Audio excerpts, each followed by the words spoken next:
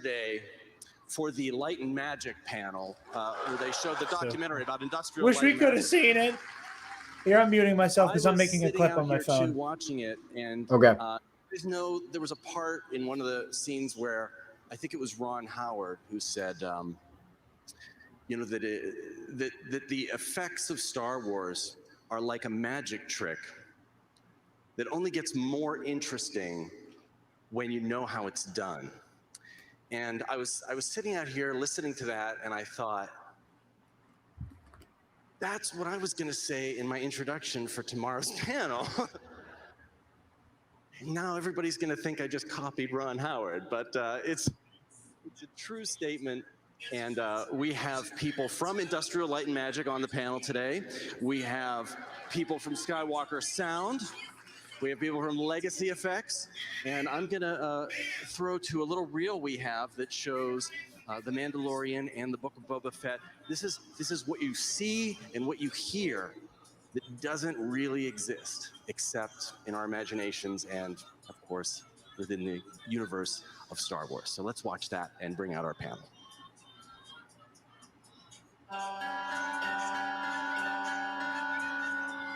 I have never met you. I've only read the story.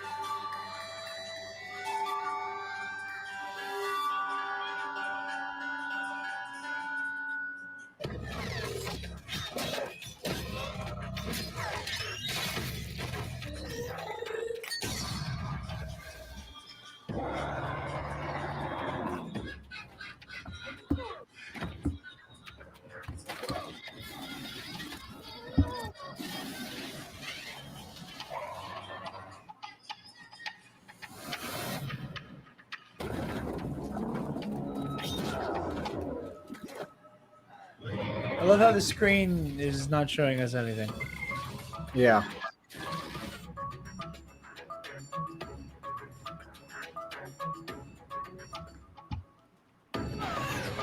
Thank you guys so much. Thank you, Star Wars Celebration Live. Yeah, this is just fantastic. You're helping us make such great content, guys. I appreciate it. Yep. You're not helping us give you free publicity. Where he thinks he's going in that thing. This is Moff Gideon's Imperial Light Cruiser.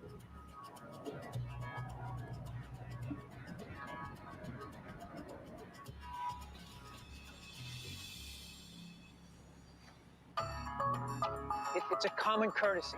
Common courtesy to tell somebody where it is that you're taking them.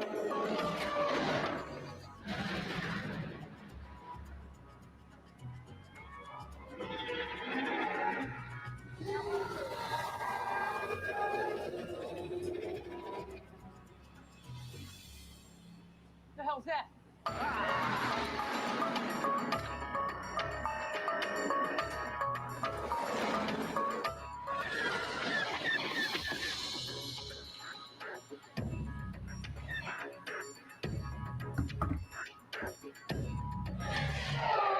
This is...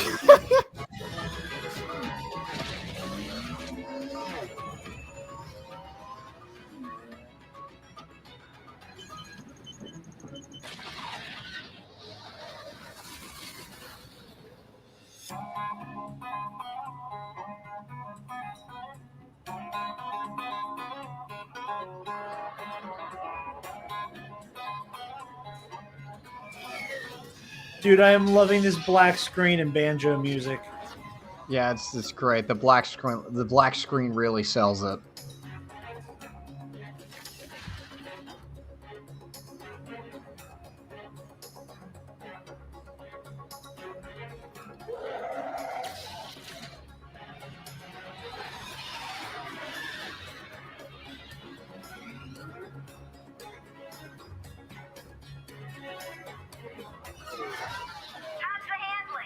Tight. She tracks like a rail speeder. What did I tell you? Razor Crest. That's so cool, guys. Wish we could see it. I hope this gets rectified later on. Okay, in that case, Please probably not. welcome Janet Lewin, the series producer and head of Lucasfilm Visual Effects, general manager of Industrial Light and Magic. Janet, come on out. Oh, yay. Richard Bluff, Footage again. production, visual This effects is the supervisor, dumbest shit they've overall done this whole VFX time. supervisor for The Mandalorian. They really said we're going to stream this panel, From but we are Skywalker still Matthew Wood, going to keep supervising footage sound away editor, from the and people who Bonnie aren't Wild, here. re-recording What mixer, is the point of even supervising showing us sound this editor. panel?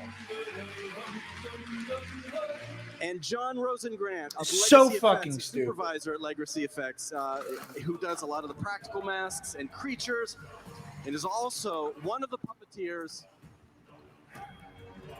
of the child.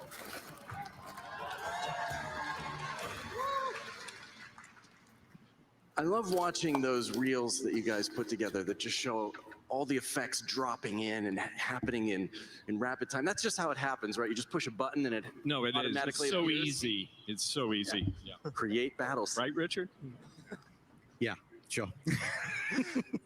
But it's fun to watch. I know it's fun to work on, but I wondered if we could begin by talking about the origins of The Mandalorian and the value of obstruction, of having something difficult to overcome, and how that pushes your limits. This is a Wendy's. Richard, Jaddy, would you like to begin talking about that? Yeah. You know, it's interesting. I was asked to get involved in George Lucas's version of the Star Wars TV show when he was developing something back in, I think, 2007, 2008 time. And I was asked to meet with the team at Skywalker Ranch because their biggest challenge, which was our challenge as well, was the world you go to, the environments you go to. And because it's a TV show, we only have 4 stages. We don't have 22 stages like a movie may have. And so back in 2007, 2008, George felt as though he needed a breakthrough in technology in order to achieve the stories. And so those stories, you know, were never developed. Eventually, he sold to Disney. And at that time, I spoke with Janet and Linwin and said, if we ever do TV for Star Wars, I'd love to be involved. Now, back to your point, I didn't think it Yeah, would Brian, be I also love challenging as it watching these ultimately ended completely up being, blacked but out reels that obviously, are as soon as kept we started talking exclusive for with Star John Wars and Dave, Celebration. John It's almost like almost it's repeated verbatim completely what asinine George to said. show us any he of this. needed a huge breakthrough in technology in order to achieve his stories and go to the planets and the worlds that he wanted. And Connor, are you watching on your phone? I assumed we would be going to various different locations. It'd be very small in scale. Oh yeah, I'm watching something that like came up. What you would assume to be TV. No, you're And then good. I was saw just, the I could hear artwork, the and I echo read on the your phone and I scripts, got and confused. I thought, didn't know what I was I hearing. don't know. Oh, okay, that's because I'm not on. Oh, that's Can you right. talk about Sure, yeah. No, you're I mean, like I the said, vision I couldn't from tell what I was Jon hearing. I just want to know Favreau what was was up. just so ambitious, like you're saying, especially for a TV budget and schedule, which is a fraction of what we're afforded on the feature films. So I remember us reviewing the creative and just scratching our heads. How are we going to do this in the time that we have? And John really had this pioneering vision for leveraging what he had learned and developed on Jungle Book and Lion King, and combining that vision with some of the technology that ILM already had in place from decades of virtual production experience, and then bringing Epic to the table as well. And we all just tried to figure out, how to get this done. It had never been done before. We needed a visionary like John to bring all the technology together. And Greg Fraser, who pioneered the use of LED technology. So that was really such a fun part of making the first season of Mandalorian, was getting all these geniuses together in a room and imagining the impossible.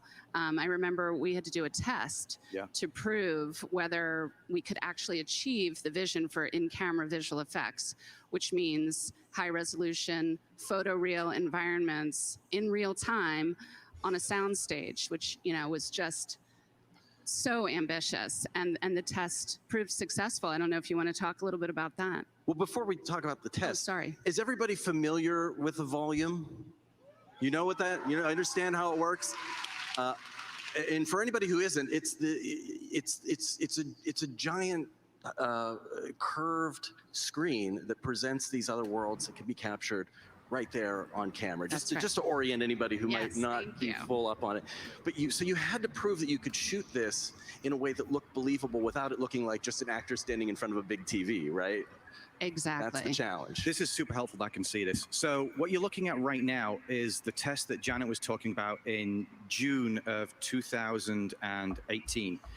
We were supposed to start rolling on the show in October of 2018.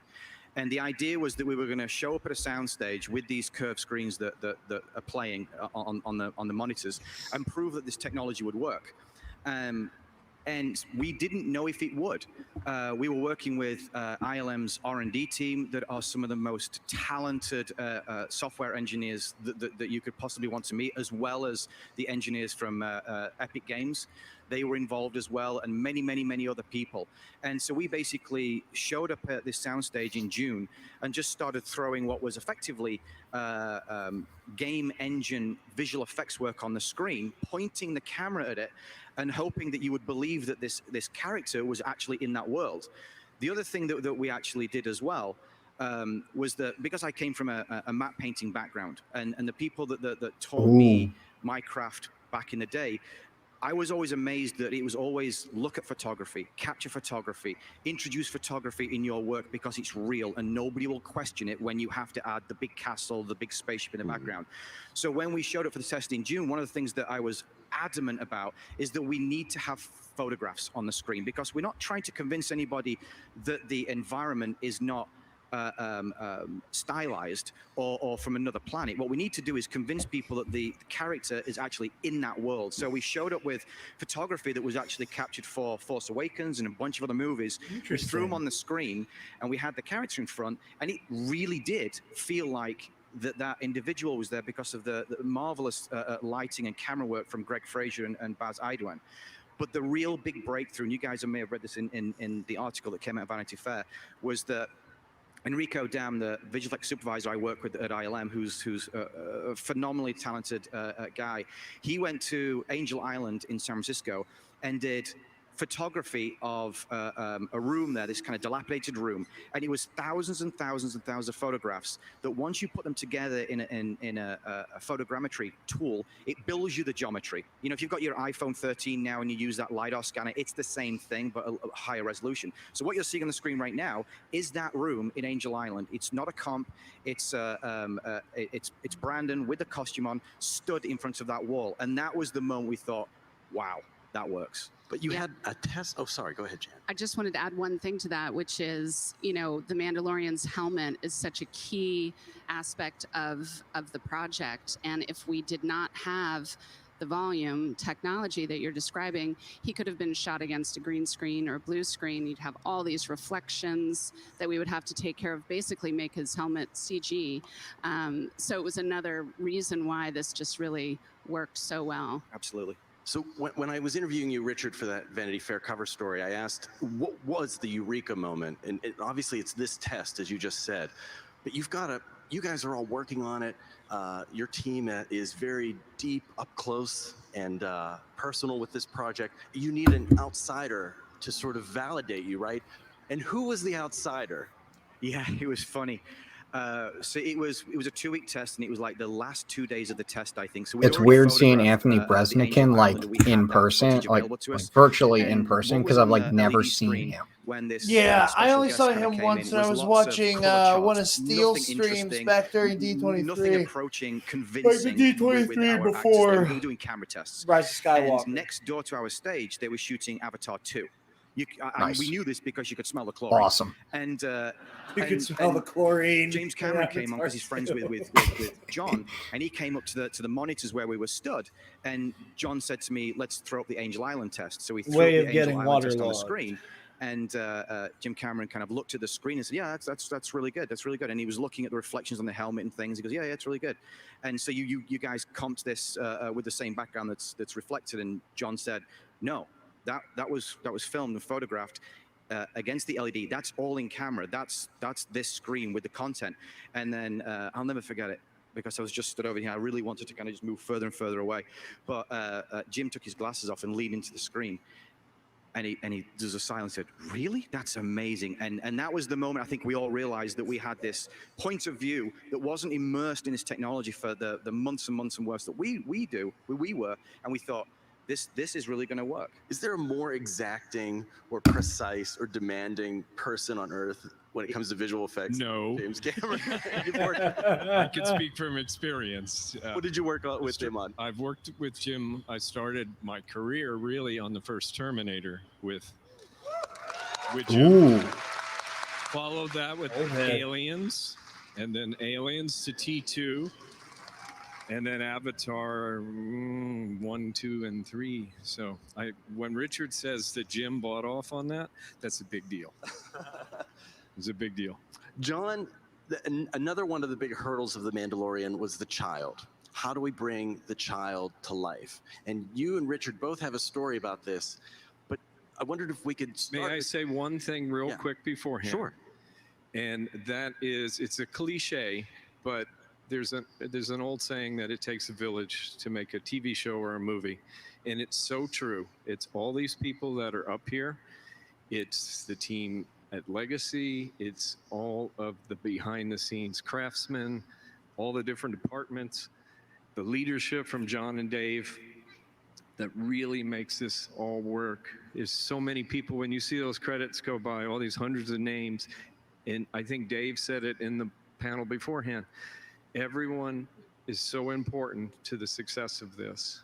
And I just want to convey that to everybody. There's so many people that go unrecognized that work so hard to make this happen. Let's hear it for them. Very true. Very true. VFX artists. Without them, we don't have these stories. And this fan base, oh my God, you guys are amazing. You really are. Truly amazing. No, don't give them that credit. So John, the child, he's in the script. You see. I think the Richard concept. Richard should start with the child. I'm going to tee this up. So you started off Very briefly. So we knew the child was going to be in the show, and as far as I was concerned, despite the fact we had the LED screen, this was something else that kind of kept me up at night. And ILM started building the CG character.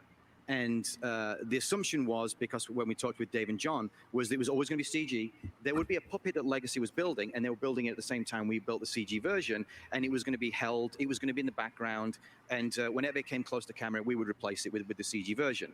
And that's, typically how things are done these days. And so we built this CG version of the baby, and I was asking John, should we? It's wait really for cool Legacy to build seeing, ours? like, And Scan said, baby, "No, like, you just build yours." So we had a basically version that baby looked different, Yoda. slightly different to what Yeah. the puppet ended up being. John even wanted to control the performance in editorial for PostViz, so ILM London actually developed an iPhone app where John could perform into the phone, and it would translate onto the CG version of the baby, like a so Snapchat. he could edit it. Yeah, and then we were reviewing the model build with John, and he came into the review and he said, "Just hold on a minute, I need to tell you what I've seen." Okay, so I was almost begging Colin Wilson, the producer, to let us make one, or Grogu, because in my Wow. 40 years of doing this, I really felt like we could do this with this little guy, or at least, add to it.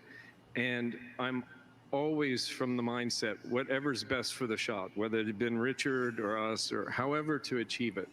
But having done a little bit of performing and some stuff in these Star Wars things, anytime you can get a reaction from an actor, in other words, reacting from something, if we could have that little child be there and be real and have actors really looking at it, that, just maybe we could make this thing work. And I put together a test. We were starting to run out of time, about 2 weeks before shooting. And I got all our guys at Legacy, and we put together, in my mind, I was putting together a how-to video of how to shoot Grogu and show where the rods go and the cables, and also we backlit the ears. So it just was things that I thought we needed to do. And I think it was that moment when John saw that test that he thought, oh, maybe we can do a little bit more with this. So that was Grogu's entry into the world of Star Wars. So yeah. So John's original plan was that he would like almost performance capture the child, right? That you would have this app that would read his facial features. Exactly, and it was really, it was never going to, that was never going to be the final version, even if it was CG. But John wanted to be able to work in editorial and actually manipulate the baby so he could understand how the baby's reaction was working against the actors. So when John would then turn over that work to the visual effects houses, whether it was ILM or whomever else, they could look at it and understand exactly what the emotion of the baby was supposed to be, even though it was a proxy version as a CG. But clearly, with the spectacular work the Legacy did, we didn't need that. Now, and John, you talked about the effect that it has on actors, and there's one actor in particular from that first season of The Mandalorian who was very taken with Grogu. Werner Herzog. Werner Herzog. If you don't know who he is, go check out his filmography. He's an amazing director, but he was also a great actor. And I was performing in there with the team, the Legacy team, when Werner met the baby for the first time. And I have to say, Werner, he did a lot to help propel the babies into stardom. Thank you, Werner. But there's a funny thing that happened when we were there on set with it. And I got worried that Werner Herzog was first dead for a AD second told me to because he just said have was, and I got Grogu so there confused. For nylon for Werner. It was all Werner's close-ups, so the baby wasn't really going to be in the shot, so we could turn it off. And so it was there in front of Werner, and he had an affection for the baby, and he thought it was very real, and it added a lot to his performance, I think, and everything that was going on. But when he started filming, he just stopped and he went, "What is wrong with it? It's brain dead." Because it was turned off. He goes, "Is it okay?" And it's like, yeah, hold on, let me go. You know, I'm telling all the guys, let's get him fired back up again. And he's like, "Okay, very good." That's hilarious. I also remember a key moment with someone else holding Grogu for the first time, which was George Lucas, who came to visit. And one of the things that's makes Grogu so lovable, and I think to your point really adds to the performance, is that you can't resist cradling the baby. Everybody holds it like a real baby. Bouncing the baby, and it's like it's a I love our baby. It is a real Let baby. me get the You're baby. right. You You're get the right, baby. Bonnie. Just saw him about an hour ago out It's here on real, this very everybody. stage. Real. It's like Santa Claus. You got to believe. There were two actors though that were not so nice to the baby, and we saw them in stormtrooper outfits. They were actually punching him. What people don't realize is Jon Favreau is so He's involved. the baby. Even when I visited when I visited Stagecraft, that's the official name of that wall, the presentation that you guys do in the show. John was saying when he's writing, he's up in his office, but he keeps screens going, so he's sort of like watching from afar. And I hear there's a story about the mean treatment that the child got, that he came charging to the set. Yeah, John, and it started the greatest rumor of all time, which is absolutely not true. I would have retired ages ago if this was true. But to get them to stop mistreating the baby, John told them, "Stop it! You can't keep hitting it. It costs $5 million." Did I miss anything?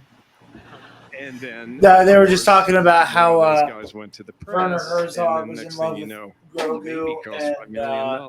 Trust me, it did not cost that $5 million. I then pulled up our Grogu and was cuddling him. For Matt and Bonnie, can you talk about the sounds of the child? You make a lot of sounds in for the Star Wars universe, but what specifically are we hearing? How do you create the noises that bring Grogu to life?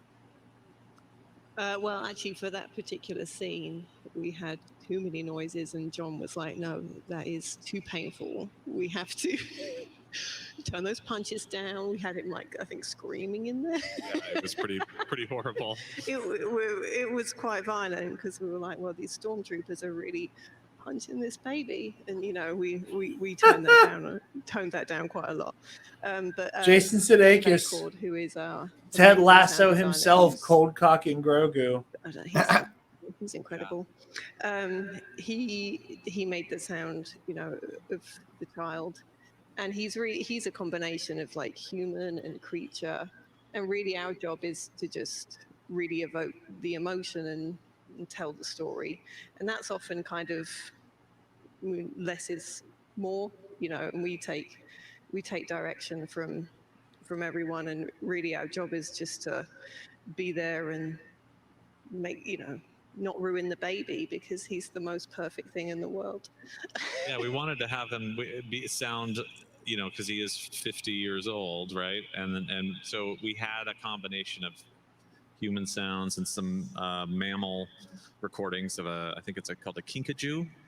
Yeah, and then David Acorn, our sound designer, also performed for some of the areas that needed a bridge to get into a certain scene. So it was, and we found that palette of what we Mina wanted to sound Masu like. just We gave that to John and Dave so they could tweeted have out that 6 minutes editorial ago. process and actually, Huge congratulations with to anything, when everyone you at have the when Star you have a Star Wars performance that you put into a celebration. show, you want it to Excited sort of to see live Ahsoka in and this next the picture phase for cup the for a Star while Wars and feel like universe. it's May part the of the Force be show, with you. And because it's like, that's just a bro, we subjective know. thing, what Grogu's going to I sound don't like. know, We wanted man. that There are those really early reports on that and it's not determined, Mina. and We'll even now, so see. I we'll think go through that's scenes and bullshit. we'll be like, that little piece We'll right see. there I doesn't don't really sound know. like something he'd say, or, you know, and now we kind of know what his personality is, which is pretty fun to know that. But it's kind of a group effort. And when we do our final mix of the show, we really go through and analyze, like, we think that's going to really portray the scene, and we want to give them a sense of not being super young, but not also, you know, not being a totally experienced character, and also have emotion.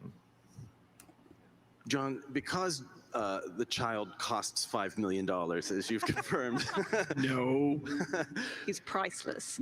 Very few of us will ever get to hold the child. You mentioned George Lucas got to cradle baby Grogu, and an interesting bit of trivia is Rosario Dawson. That was when she was shooting her first appearance as Ahsoka, and she was standing just to the left of that famous photo that Dave, I think it was Dave Filoni or John that tweeted. John tweeted it out. John Favreau tweeted it out, but she was like, I was just out of frame. Like, that would have been epic. She cradled him too.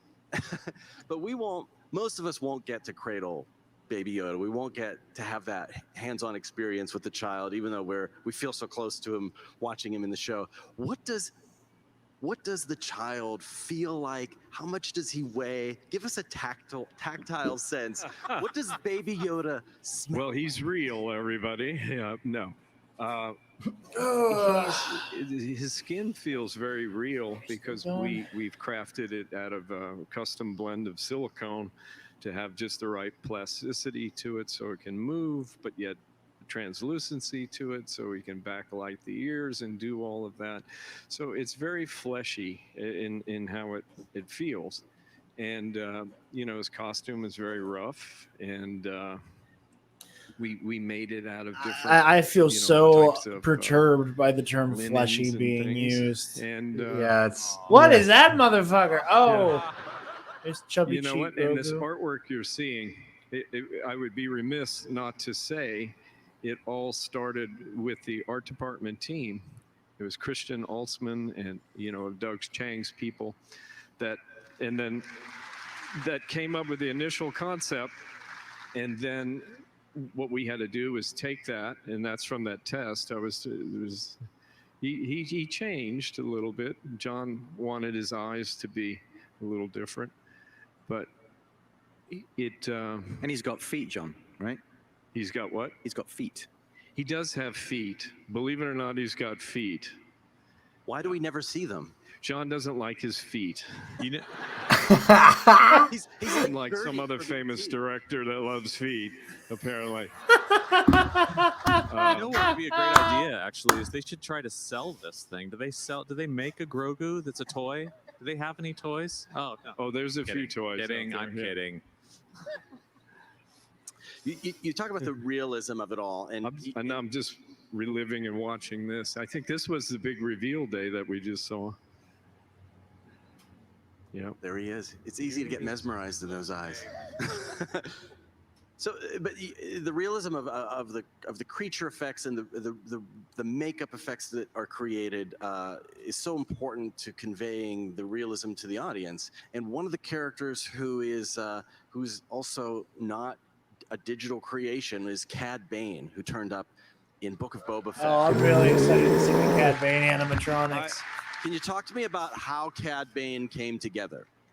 You know, Cad Bane, when it first started, once I saw, you know, the cartoon version and Dave wanted to introduce him, and I thought, you know, we got to make sure this really looks like Cad Bane. And an actor that I've worked with throughout the years was named Dorian Kinji, and I thought he's perfect. He's like 6'5" and about 170 pounds, but all muscly and lean, and he's got a stunt background. I thought he would be perfect. And if you go to the Mandalorian experience, which is I think across the way from here, you can see we did like a Legacy put together an exploded version of what that makeup consisted of, and to get it in camera. You know, it's Dorian, it's his physique, and it's the way we did the makeup with these plumpers, and it pushed out his teeth, but yet we attached the makeup to his own lip. Oh, and then we that's had sick. eyes that That's went really in. cool. I mean, it's very elaborate, but That's it's very really simple cool. in what. And Dorian helps to really bring it to life. Oopsie. And then, of course, they get the man who created his voice to do the That's voice. Corey Burton. Yeah. And I think it was a really neat surprise, and it was you can see it there in the sculpting phase, and we're testing it and putting it together. That's the clay sculpt of it. Shout out to Alexi and the makeup team putting it together. Yeah. Bonnie and Matt, can you tell us more about the sound of Cad Bane? So you mentioned Corey Burton does the voice, but is there any other sound associated with him? He has these sort of, what would you call the vents or the little tubes in his neck? So Corey Burton, you guys applauded for him. He's an incredible voice actor that's done, you know, for probably over 50 years of voices. He's and he works out of his. I mean, I think we recorded him during the sort of the pandemic lockdown, and he was out of his house, and we had a little video link with him. And I've recorded him on the Clone Wars as well, which was such a fun series to be part of, and to see him come back and embody this character. He's got a way to act out of the side of his mouth that I don't even know how he does it. He's just an expert at what he does. But having him come back and record gave us all goosebumps, and it was the first time Favreau had worked with them, and so I got to experience like having John hear him for the first time. But then we take the track, and we did a fair amount of processing for him during Clone Wars to sort of illustrate the breathing apparatus. But in this show, I think we went a little more real world with it, because it was, you know, we just wanted to have a different sort of interpretation for him for live action, and also Corey's voice. I felt like what we did in Clone Wars, it kind of obfuscated his voice a little bit, and I wanted his pure performance to have more of a realistic approach for the live action version of him, which I thought worked well. And yeah, he's a stunning actor to work with, and just he played Count Dooku for us as well in Clone Wars and a lot of other ancillary characters, but he loves Star Wars and Disney, and it's just an expert in his craft, so we're really lucky to have him. Bonnie, do you have anything you wanted to add to that? Well, just that we wanted to kind of keep him. I mean, he's terrifying when he shows up, and it's that moment where we wanted to create this kind of real tension, because the screen is doing so much work for the environment, and in that job, I think Filoni was actually with us when we did that, which is quite rare these days because, you know, we're not allowed and everyone's very busy. And so for that moment, he was in the room, and for that standoff scene, it's kind of, you know, when Filoni's kind of getting excited because he's kind of like, and there was a few moments during that episode, and he was just like, the wind, love the wind. This is, yeah, and it kind of, you know you've hit the spot kind of when, you know, people live with it for so long and so long and so long. So when you see, Sleepy.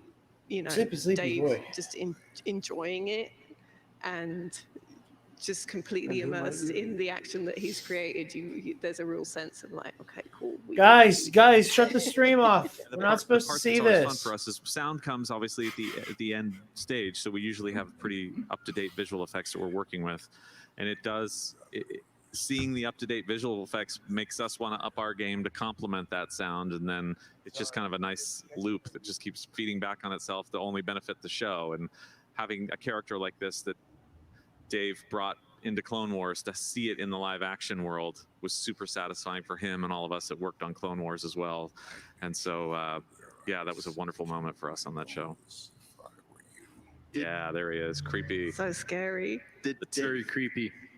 Let Very the creepy. scene ride. I Did want to Dave watch talk the much about the the influences deputy that he- get fucking bodied You know, again. Star Wars often draws Damn. from real world scenarios and from fictional scenarios too. I remember when Cad Bane was first introduced in animation, and I did an interview with Dave, and he said that one of the touchstones for him was Lee Van Cleef. Lee Van Cleef. The Yeah. Good, the Bad, and the Ugly. Yep. Yeah, Does that factor in when you're One of the bringing greatest films of all time. into reality? Those old school. He always talks about Once Upon a Time in Mexico as well as like an influential movie that he likes to reference, because that had a lot of amazing sound moments where the music kind of goes out and it then leaves you in the environment. You hear like the creaking windmill and the people walking on the wood, and it kind of sets an environmental space. And that's in these shows, in all of Star Wars, that's our main job, is to set a stage for an environment and an atmosphere that's going to feel real, you know, like this lived-in universe. And that's what our job is to do on the sound part of it. You know, George Lucas liked to call sound 50% of your experience that you have on a show, and certainly Kathy Kennedy and the way that Dave Filoni and everybody have pushed that forward is what we do at Skywalker Sound to this day. Janet, I wondered if you could pick up on something that Matt just talked about, is the way the different teams, sound, visual effects, practical effects, work together, and there's a sort of volley back and forth, and how you up each other's game when you're playing, I guess, with or against, I don't know how you would phrase it, somebody else who's also really talented, another team that's really bringing their A game. Describe for me the effect that has on the finished product. Sure. I mean, I think one of the central things that distinguishes Star Wars is our brain trust, our reverence for the legacy, the methodologies we use to sort of get that lived-in world experience that Matt was talking about, where we leverage miniatures, we rely on creature effects that is immersive for the actors and for the audience, and then also we bring this innovation to the table as well, like we're talking about with stagecraft. So it really is this blend of techniques and this opportunity for craftspeople to elevate their game, like you're saying. And it's a real collaboration. No decisions made in a silo. When we decide what we're doing in the volume, as an example, it's really the visual effects supervisor, the DP, the production designer, you know, and John and Dave and the directors, all kind of weighing the pros and cons and figuring out, you know, as we like to say, is the juice worth the squeeze? Is that's John's motto. So sometimes there's compromises that need to be made to realize one other person's vision or advantage in their world, but it's always in a collaboration. Richard, I think maybe you could speak more to that than me from your experience. Yeah, I think one of the fascinating things about how we do the show is it's unlike any other project I've been on, and I've been fortunate that I've been involved in Ireland for almost 20 years now, in that when we get into post-production, for example, it's, you know, myself, it's a visual effects producer and a small team, and then it's John and Dave and the editor, and that's largely it. And we basically sit there and we review the edits, we review the visual effects work, and it's an incredibly collaborative process. And I would have never imagined it could have been quite like that. And John and Dave are constantly asking, you know, how should we solve this problem? I want to see this, but please bring your ideas. So, for example, on you know, recent projects we're working on, Dave's got a very clear idea in terms of the previs, what he wants to see with various spaceships. But again, he knows the people at ILM, and he knows the animators, and he knows that they might have an idea that he may not have thought about. So he said, bring me 3 of your best ideas as well as the thing we're looking for. That's incredible. And again, it's I gotta testament to see the way what's that Dave and next John work up here, and all the other so I can filmmakers that they schedule a bring in. restroom trip. That we're all going to roll our sleeves up and try and make this the best possible thing Caffeine we to can. put in my And body. I think that's what we have to do in order to hit those budgets and schedules. And a lot of that is the willingness Yeah, I'm gonna for try all and of the creative teams I think we're to coming up on problem an solve hour here, together right? and think differently. Yeah, You I'm know, gonna we don't try Oh and my god, we have 20 iterate minutes to go. on Holy multiple shit. times on turntables with assets. I know and one of the people, review like one of the people shots, in you know, 100 Nerd times Academy, in because the we Nerd just don't have Academy the time server. or I'm gonna budget see to if do it. they can come And I on to think the it makes recap it because I that think much they more were at kind the of to your Mando earlier Plus question panel too. about challenges that elevate the creative process. I think Okay. we all have to, you know, be thinking about what's the most important thing to focus on and what's the intent of the shot. And You mentioned miniatures. Why are miniatures still important? What excites you about miniatures? You know, the whole miniatures story was really interesting because when I was working on the show, I was slowly understanding how John communicates. Okay, how he asks there for is a things, someone where his literally bar is, I'll and send obviously it what to the the design nerd. of the show needs to I'll be. So during season 1, while we're working on it, we were actually dude, someone shooting there, season someone 1. okay, someone cosplayed. You know John that made photo a of passing comment about, oh, we should build Qui-Gon with the miniatures. But it was sunglasses and during the a conversation I where we were see throwing that lots of every different year with ideas like the about little how they umbrella used to hat. do yeah, build with the movies. umbrella. Someone literally cosplayed that. I actually dismissed Good. it. I I didn't love think it was Star something that was Wars actually fans, requested. We man. should build Well, miniatures. I'll send it. You know, Because I'll it's not send a typically how tweet to visual you effects so are I done don't. these days. Whether rightly I'll or send it to wrongly, the it's Nerd just Academy. not. No, just send And that so one to a me. couple of weeks later, we were in a review, Okay. and he was looking at I'll something. just He said, I'll just we text should, it we to should you. really talk about building a miniature. And I'm thinking, that's the second time he And then said this. Eli I go, just texted me, John, are you serious? You want to build a miniature? holy of the, shit, of this the Razor fucking Crest? He said, convention. well, why wouldn't we? And he said we could build it, and at the very I'm least, just gonna we say, could I'm have just a gonna model tell of the him, I'm ship. just gonna tell We him could join have the DP stream. light it with practical lights. Well, not just like we yet. used Not to no, do, no, you know, not yet. years ago at Island Because Cross. we'll And have that him in could one be stream our, and not the North other. Star, which is a phrase that It'll John uses be all the time. it'll be a The little Christian Olsen wires image of the crossing baby there. was the North Star for the baby. Bring and him he on after suggested this. doing the same thing with Mando the and miniature of the Boba Razor Fett Crest. behind the scenes. And then, so I immediately called John Knoll up at ILM that was working on the show and said, you know, this is what John wants to do, but he's talking about using it potentially as a lighting reference, and he's curious to know if we could actually photograph it in a real shot. That's all John Knoll needed to hear, and then he basically went. Eli, I think I know that Qui-Gon from scratch and engineering himself a new motion control rig in order to have. Oh, cool. Eli's gonna send pics. And then John Goodson started building it. Lander I Steele think. started. He said, Connor, did you hear me? And then all of a sudden, before we knew it, we were You building know miniatures of him? Star Wars again. Fantastic. I'm pretty sure I know that guy. Oh, that's sick. Hold on, I'm gonna try to verify here.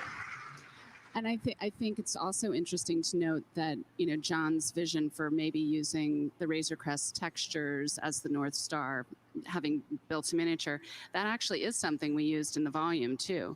We built miniatures, which then we photographed. So it really had that handcrafted feel that Matt was talking about. And then we created photogrammetry of those miniatures, and we were able to project them on our innovative, you know, stagecraft volume. So it was really this blend of techniques. Yeah, that goes back to understanding how John works and what his aesthetic is and what he's looking for, and it's one of those things where when are we planning to do the recap show? Miniature, it was like, oh, well, we whenever should be the exploring mainstream lots is of other over things. So to Janet's today. point, we started building environments that way as well, because when we were racing to get all the content on the wall, after that June test, we basically had 4 months to build 35 different environments in order to get on the screen, and part of the race to get that content on the screen was, let's also build miniatures, because it's using different artisans, you know, different craftsmen and women to provide us the environment to get on the screen as quickly as possible. Bonnie and Matt, can you tell us about the importance of sound in making these miniatures and making these starships seem real to us? Like there's an oral texture to the Star Wars universe that makes you really feel like you can feel those engines or feel the shudder of a ship that's maybe not going to hold together for much longer. Well, sometimes it really isn't holding together, and those moments are fun as well. Oh, again, yeah, Dave I'm gonna will send you build, this you know, one. he'll build Not a big Thor palette of the related, but sounds. you'll get And Jared. our job is also to combine and What was that? keep the the legacy. I'm gonna send you element. this news. You know, It's not just as Star in the Wars visual related, but I know you're gonna effects love are it. using, you know, techniques. We kind of Okay. doing the same, because we want Star Wars to sound familiar and warm and give you all those feelings that the sounds of Star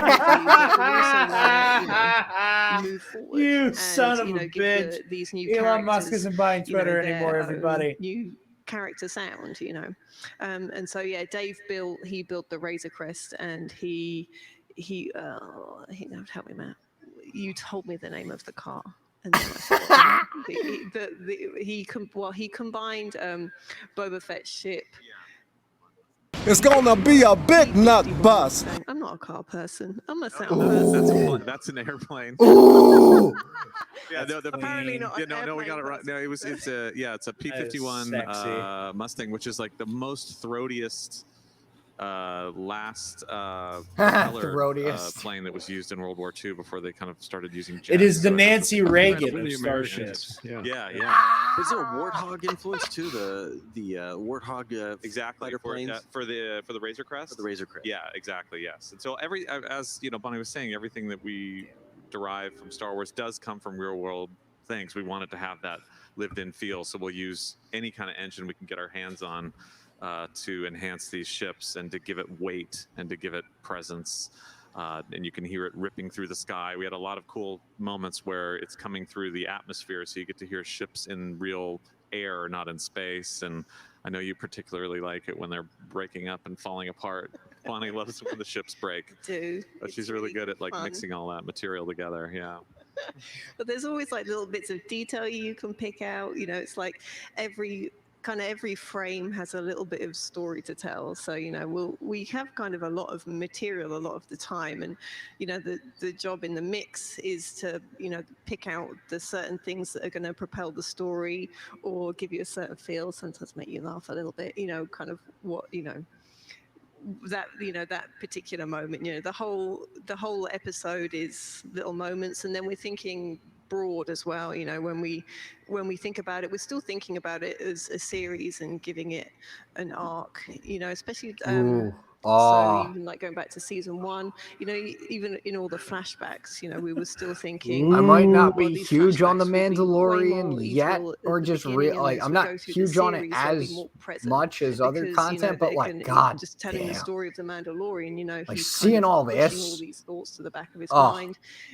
But way It more always present adds a by the layer of end, 'cause it's appreciation all no matter way what. It more really relevant to him, does. you Being know, able you to kind see of- behind the Yeah. scenes stuff, by which that is why point, I'm you've fallen in love with him really, and the story, and really excited so we are thinking for, of these whole like things as all an the arc Kenobi behind as the well. scenes stuff. We're I think sure the to detail get moments absolutely. too, which are really fun, are like what was release the it episode after when that he show's was done Oh. because he like was crashing to land on that sort of What? planet. I see. episode There's been a 3. Yeah, so sighting he's of one coming of down. So Scotty's John, flyers. I know, and Dave were like kind of telling us every step along the way where the ship was going to be the most crippled. Local and menace most Scotty broken J. would be Rowe. at this one spot. So and even with the visual effects, if there was even just a tiny little piece that fell off the ship, Bonnie would have something cut in there to have like a flapping sound of aluminum or something coming off the side of the thing to kind of illustrate the ship's destruction. And a lot of that's where sound and visual just work hand in hand, and we can both enhance the story to tell that this ship is about to break. And then Good old alarm panicking. yeah, alarm panicking and alarms increasing in frequency, because sound has this great thing that I really enjoy, that is like the fact that you're not really seeing it on screen, you're hearing it with your ears, and that translates purely into emotion because you're feeling it, and it's almost like we're performing a little Jedi mind trick on the audience to be able to push the story forward, Holy to expand the crap. space that you're looking at. And we're on a very tight schedule on It's these not shows. like news, so but like sound they're has doing a real cosplay opportunity to expand what you're looking at contest, and make it which feel bigger. So would be cool when if they you put the streamed show it. up on Dude, Disney someone Plus and you watch it against a Star Wars movie or an animated series. who is it? Who is it? Someone cosplayed as Queen Trios from music and 5.1 sound. the 2015 Vader run and the 2015. We're gonna be they will be streaming it, and that's the next segment that we'll be watching. I was saying that earlier. Holy shit!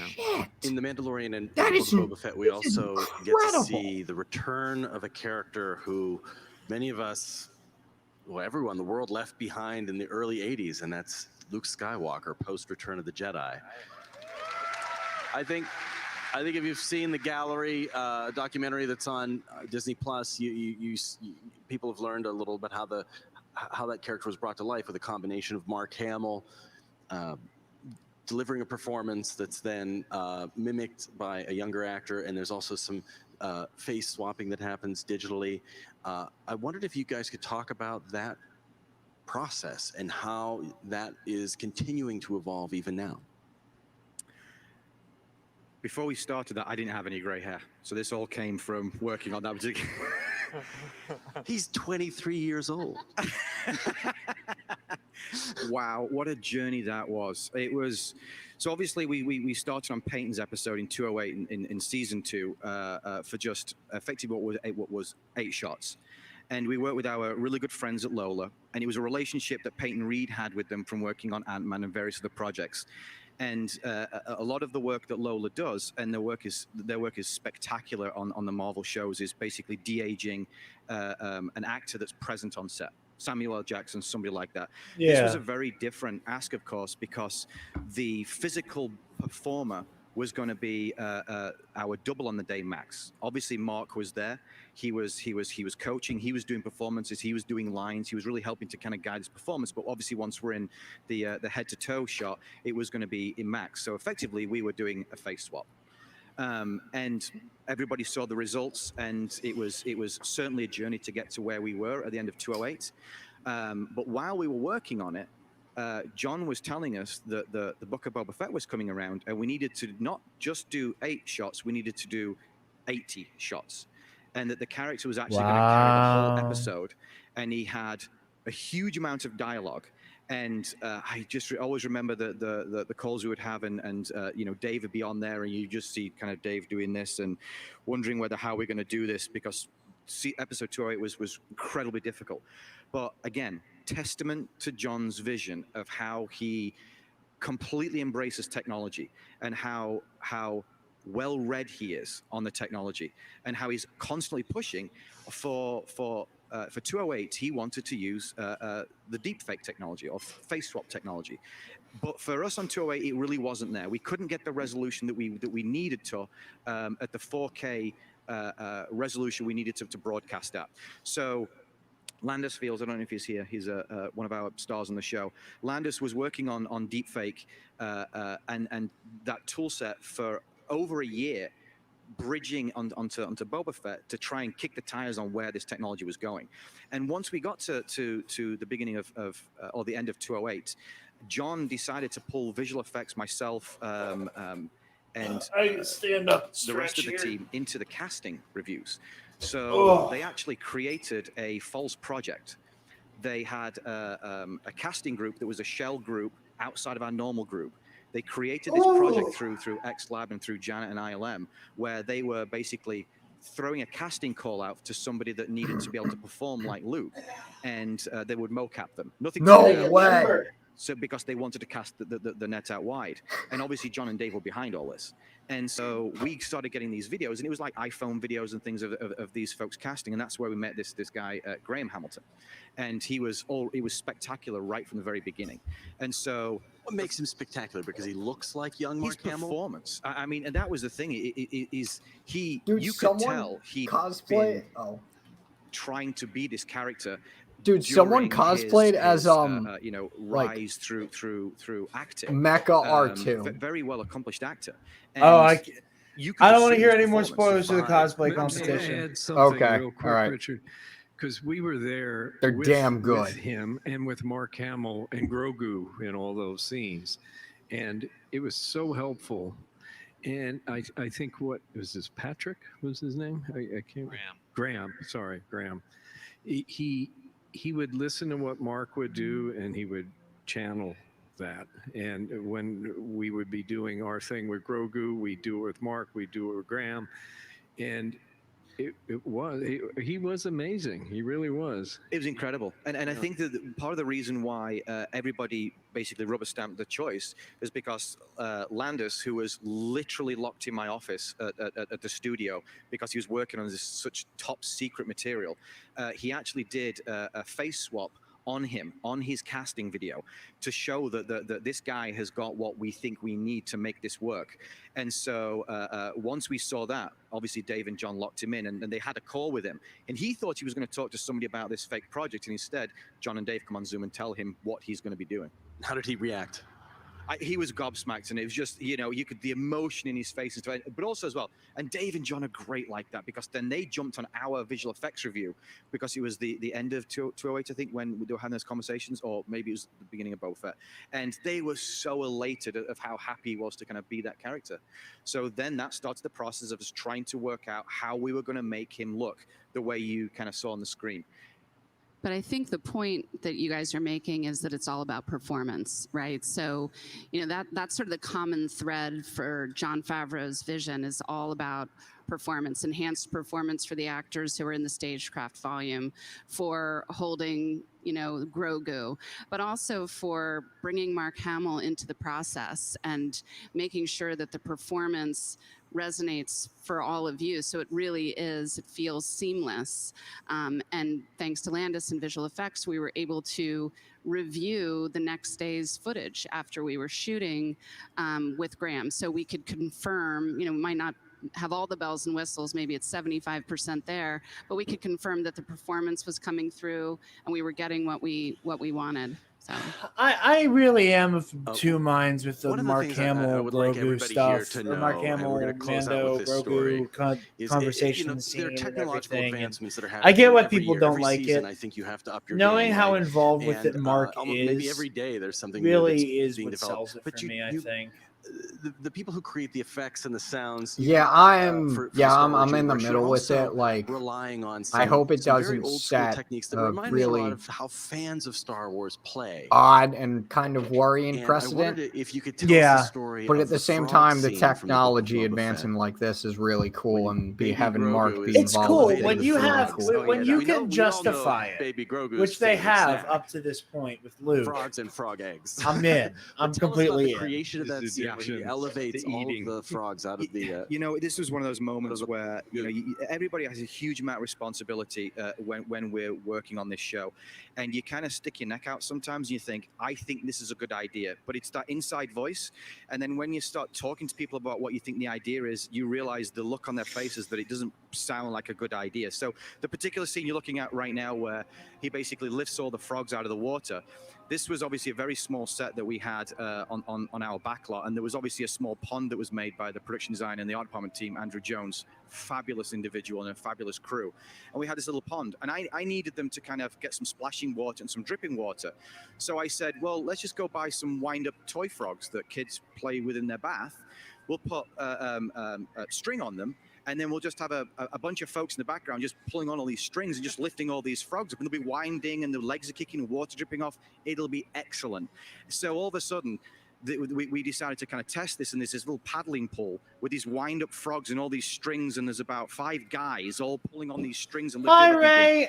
thinking, We're coming at the tail end of the so then the next day we're going to get to this scene, Mando and Book of Boba the Fett crew's behind the all scenes around, and panel. you're trying to move through the scene It's as cool, quickly if not as a little possible. bit You've got boring Mark because we've Hamill seen on so set. much of this in You've the got galleries and Baby everything Yoda on set. already. You've got Graham and I'm Dave's also there and just John's tired and because everybody. Then we're all of on a sudden this day rig 3, rolls out that I suggested and was going to be a good idea.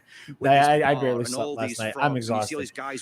But yeah, no, we're coming into the tail end of this stream, and then so far So all these we frogs are had in the water, and all these guys are, and then Mando Dave Plus sits there and just panel. looks at me. They showed some footage. They showed more footage of Mandalorian season 3. They showed footage from Ahsoka. Rosario Dawson was present, the woman playing Sabine, whose name escapes me at current. Made an appearance. And I'm getting really excited. I'm thinking, this is actually working. This is working.